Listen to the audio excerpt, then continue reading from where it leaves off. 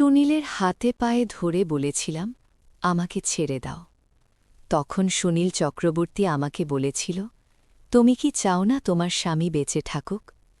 তুমি যদি চাও তোমার স্বামী বেঁচে থাকুক, তাহলে তোমাকে এটা করতেই হবে। স্বামী বাধ্য হয়ে সেদিন রাতের বেলা আমাকে তার বন্ধুর হাতে সঁপে দিয়েছিল। তারপর স্বামীর বন্ধু সারা রাত ধরে আমার সাথে যা করেছিল তা শুনলে আমি গ্যারেন্টি দিয়ে বলতে পারি, তোমাদের মাথাটা গরম করে দিবে। আমার নাম কবিতা। প্রত্যেকদিন রাতে আমার স্বামীর বন্ধু আমাদের ঘরের ভেতর ঢুকে আমার স্বামীর চোখের সামনে অর্ধেক অর্ধেক কথাটা বলার পরে আমার সাথে ঘনিষ্ঠ সম্পর্ক করত, আর আমি কেঁদে যেতাম, কিন্তু কিছু করতে পারতাম না। আমার স্বামী আমাকে অনেক ভালোবাসত। আমরা দুইজন নিজের সংসারে খুব সুখে ছিলাম। একদিন হঠাৎ করে আমার স্বামীর প্রিয় বন্ধু আমাদের ঘরের ভেতর ঢুকে পড়ল। তারপর আমার স্বামীকে বলল, তোর বউয়ের ওপর তো আমার অধিকার আছে, তাই আজ রাতে তোর বউয়ের সঙ্গে আমি থাকব। আমার স্বামী তার বন্ধুর মুখ থেকে এই কথা শোনার পরে যখন আপত্তি জানাল, তখন আমার স্বামীর বন্ধু বলল, মনে আছে তো, অর্ধেক অর্ধেক তো সব কিছু আমার। তারপর আমার স্বামী তার বন্ধুর মুখ থেকে অর্ধেক অর্ধেক কথা শোনার পরে আমাকে তার বন্ধুর হাতে সঁপে দিল এবং রুম থেকে মাথা নিচু করে বাইরে চলে গেল। আমার স্বামী যখন চোখের জল ফেলতে ফেলতে অসহায় হয়ে রুম থেকে বাইরে বেরোল, তখন আমি তার বন্ধুর হাতে পায়ে ধরে বললাম, দয়া করে আমার মান সম্মান নষ্ট করবেন না, তুমি এটা পাপ করছ। আমি তোমার বন্ধুর স্ত্রী, আমি তোমার বন্ধুকে মন প্রাণ দিয়ে ভালোবাসি, আমাকে ছেড়ে দাও। কিন্তু ওই শয়তান আমার একটাও শুনেননি। আমি তো এটা বুঝতে পারছিলাম না যে ওই অর্ধেক অর্ধেক কথার মধ্যে এমন কি লুকিয়েছিল যেটার জন্য আমার স্বামী অনেক অসহায় হয়ে আমাকে তার বন্ধুর হাতে সঁপে দিতে বাধ্য হয়েছিল।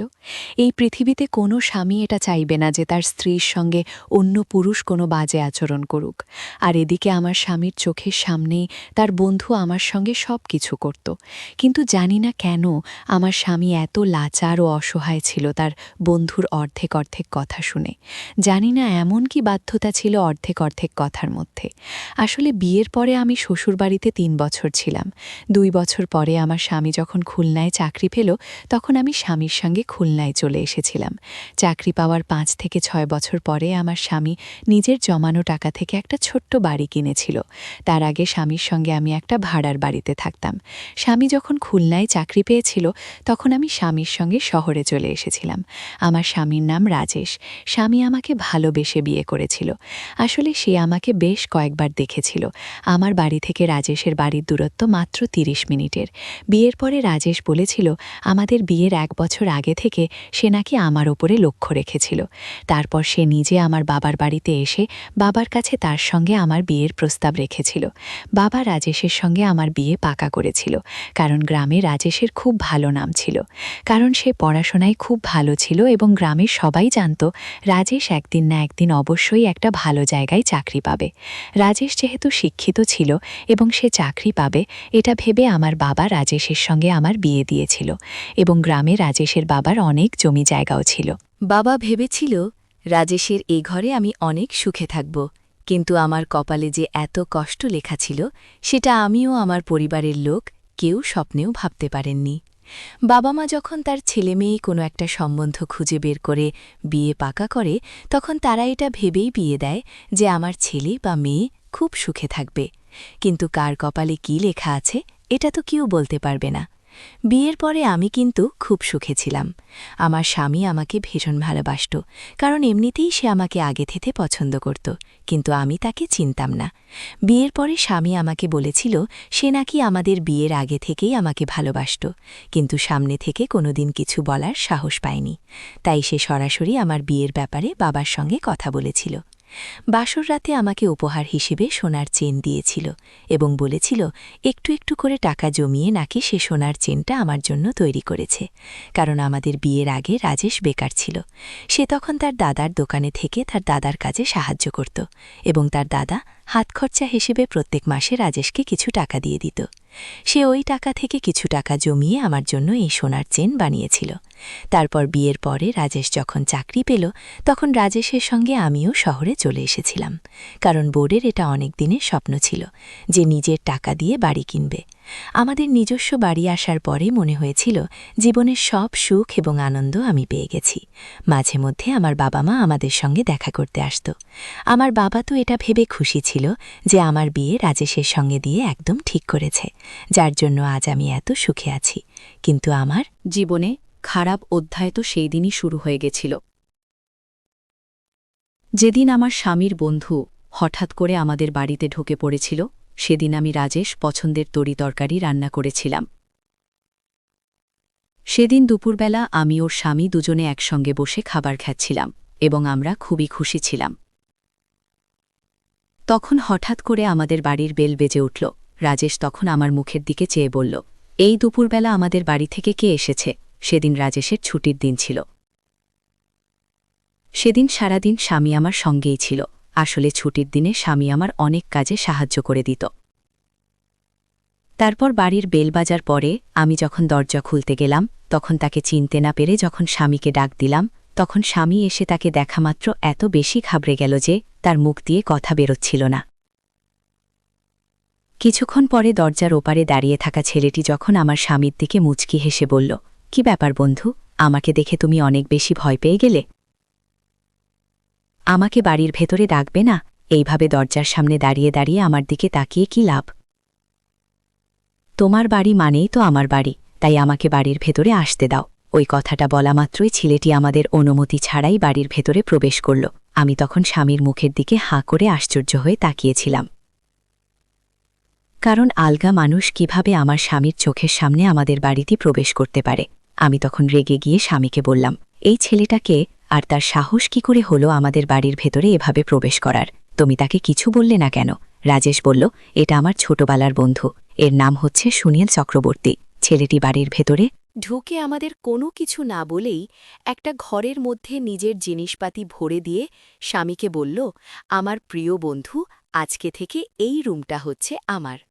আমার স্বামীর বন্ধুর অসভ্যতা দেখে আমি স্বামীকে বললাম, তোমার বন্ধুকে এত বেশি আশকারা দিচ্ছে কেন? আমার বন্ধু তো এমন ব্যবহার করছে, মনে হচ্ছে যেন এই বাড়িটা তোমার নয়, তোমার বন্ধুর। আর তুমি এইভাবে তাকে কিছু না বলে চুপচাপ ভূতের মতো দাঁড়িয়ে আছো কেন বল? তখন সে বলল, তুমি চিন্তা করো না, ও কিছুদিন পরেই আমার এখান থেকে চলে যাবে। আমার বন্ধুর একটু অভ্যাস আছে, আমার সব জিনিসের ওপরে দখল আন্দাজি করা। সে ছোটবেলা থেকেই আমার প্রত্যেকটা জিনিসের ওপরে নিজের অধিকার দেখা। আসলে ছোটবেলা থেকেই আমি তাকে নিজের ভাইয়ের মতো ভালোবাসতাম, কারণ আমার মতো তারও বাবা মা অনেক আগেই মারা গেছিল, তাই আমি তাকে নিজের ভাইয়ের মতোই অনেক ভালোবাসতাম।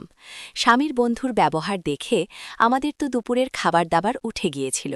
তারপর আমার স্বামীর বন্ধু ঘরের ভেতরে নিজের জিনিসপাতি রাখার পরে আমাদের কিছু না বলে আমার স্বামীর চেয়ারে বসে স্বামীর প্লেটের খাবারটা নিয়ে খেতে শুরু করে দিন। আমি তখন রাগে স্বামীর বন্ধুকে বললাম, এই প্লেটটা তো আমার স্বামীর, তোমাকে আমি অন্য প্লেটে খাবার দিচ্ছি। আমার স্বামীর বন্ধু বলল, না, প্লেট আলাদা করার কোনো দরকার নেই, আমরা সব কিছু অর্ধেক অর্ধেক ভাগ করে নেব, তাই এই প্লেটের খাবারটাও আমরা অর্ধেক অর্ধেক খেয়ে নিতে পারব। এই কথাটা বলে সে আমার স্বামীর ভাগের খাবারটা খেয়ে চলে গেল। আমি তো হাঁ করে আশ্চর্য হয়ে স্বামীর মুখের দিকে তাকিয়েছিলাম, কারণ এত অসভ্যতা করতে আমার জীবনে আমি কাউকে দেখিনি। জানি না আমার স্বামী কী কারণে তার বন্ধুকে এত বেশি আশকারা দিচ্ছিল।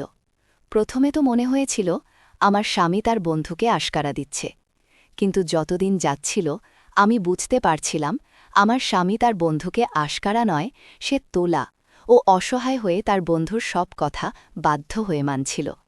যখন তিনি তার বন্ধু আমাদের বাড়িতে এসেছিল, তখন থেকেই তার বন্ধুর তাকানোর অঙ্গিভঙ্গি দেখে আমার ভীষণ খারাপ লাগত। এমনকি সে আমাদের বেডরুমের ভিতর ঢুকে আমার স্বামীর জামাকাপড় নিজের গায়ে দিত, আমাদের অনুমতি ছাড়াই। এবং আমি যখন বাধা দিতাম, তখন সে আমার নাম ধরে বলত, আরে কবিতা, তুমি আমাদের দুজনের গোপন কথার ব্যাপারে কিছু জানো না, তাই তুমি আমারও রাজেশের মাঝে না আসলেই ভালো। সে যখন আমাকে বৌদি না বলে নাম ধরে ডাকতে শুরু করেছিল, তখন রাগে আমার মাথা পুরো গরম হয়ে গিয়েছিল।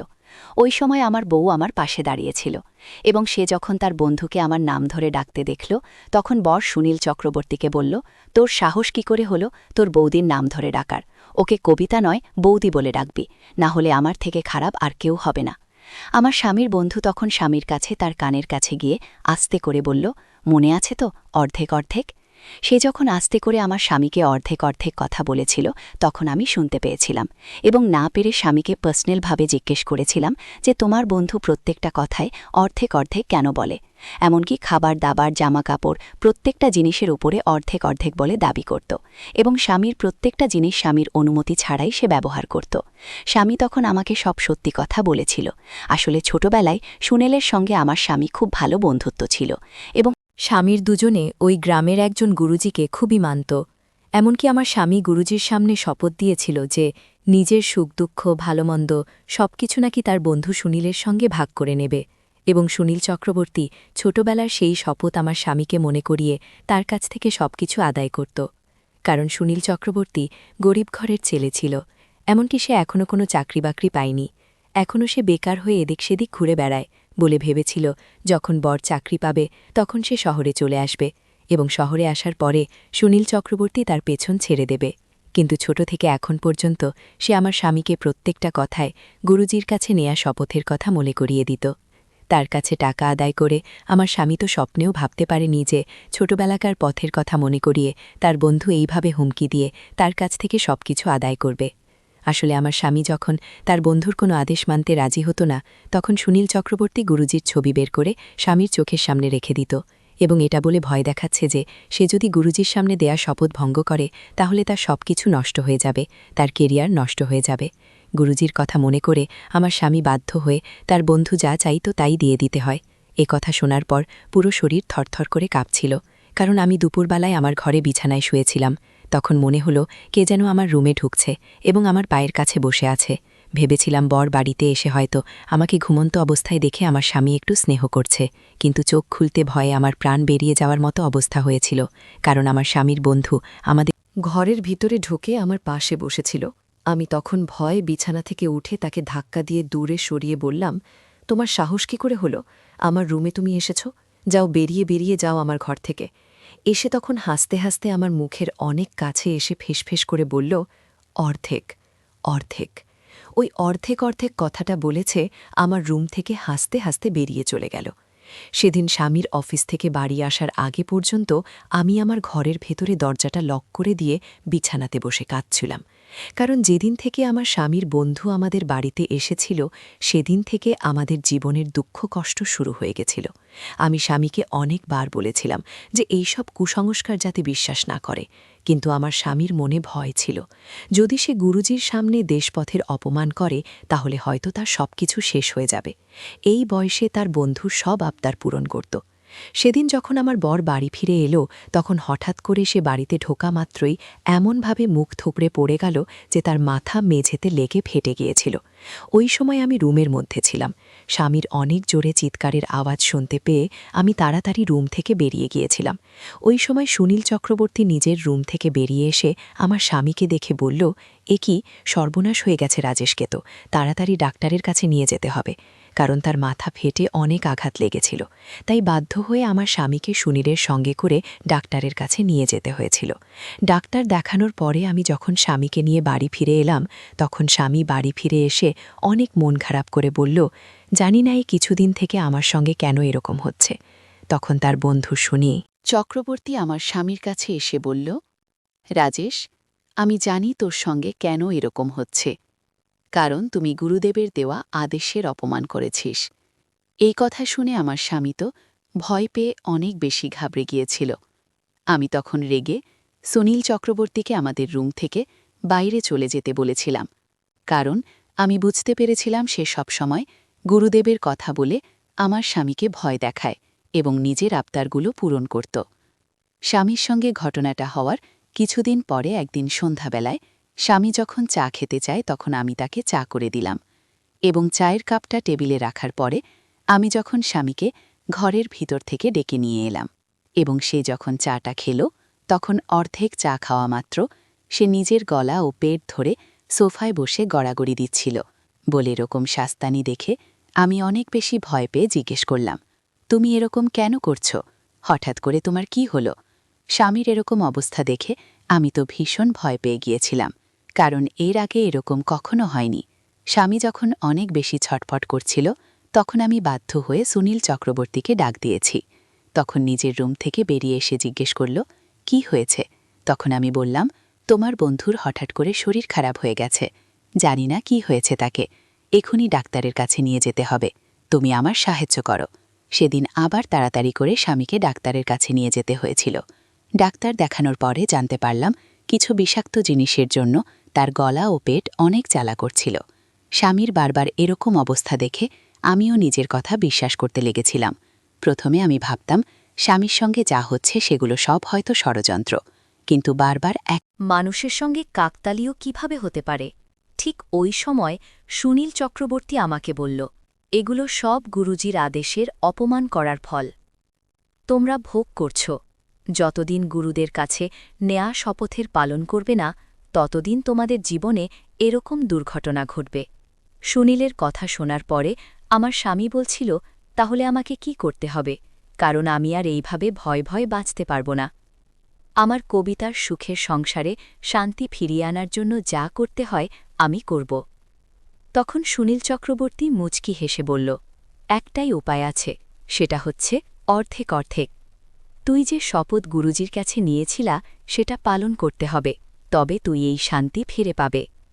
তার সুস্থ হবার পরে আমার স্বামী তার সম্পত্তি, বাড়িঘর সবকিছু তার বন্ধু ও নিজের নামে অর্ধেক অর্ধেক করেছিল।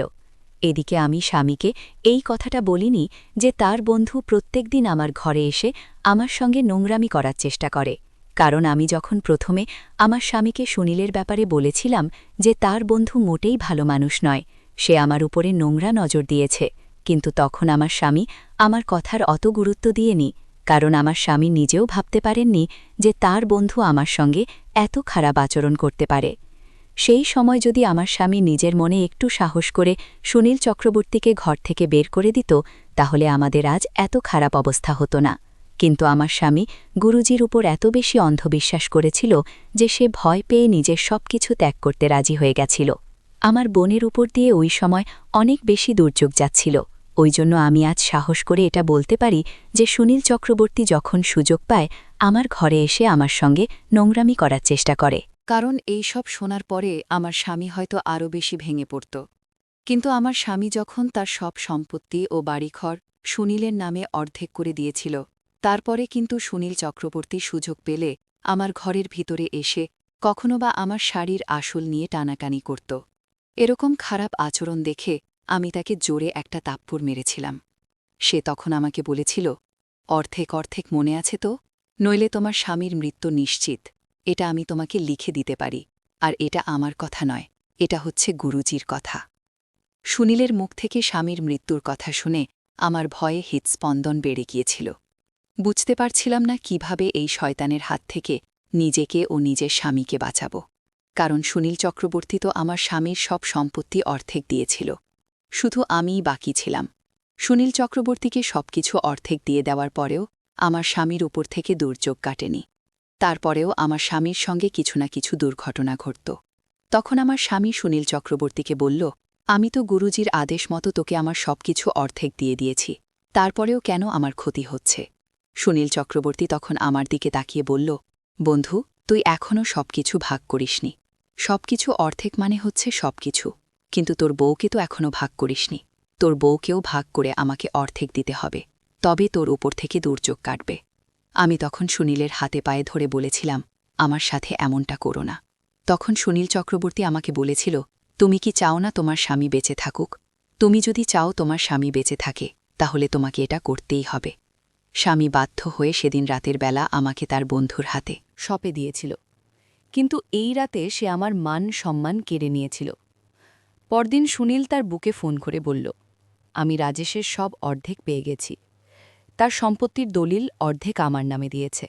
জানো বউ, এগুলো আমার সব ষড়যন্ত্র। আসলে এখানে গুরুজির কোনো হাত নেই। এই কথা আমার স্বামী শুনে ফেল। তারপর সুনীলকে ইচ্ছে মতো পিটাল, তুই আমার সব কেড়ে নিয়েছিস। তুই আমার বন্ধু হয়ে শত্রুর মতো আচরণ করেছিস। আমি আজ তোকে মেরে ফেলব। সুনীল তখন আমার স্বামীর পা ধরে ক্ষমা চাইল, কিন্তু আমরা তাকে ক্ষমা করলাম না। ওই শয়তানকে আমরা পুলিশে ধরিয়ে দিলাম। বন্ধুরা, তোমাদের জন্য খুব কষ্ট করে গল্প তৈরি করি। যদি আমার গল্পগুলো তোমাদের ভালো লাগে, তাহলে ভিডিওতে একটি লাইক করে দিও। আর এরকম মজার মজার গল্প পেতে আমাদের চ্যানেলটি সাবস্ক্রাইব করে পাশে থাকবেন। ধন্যবাদ।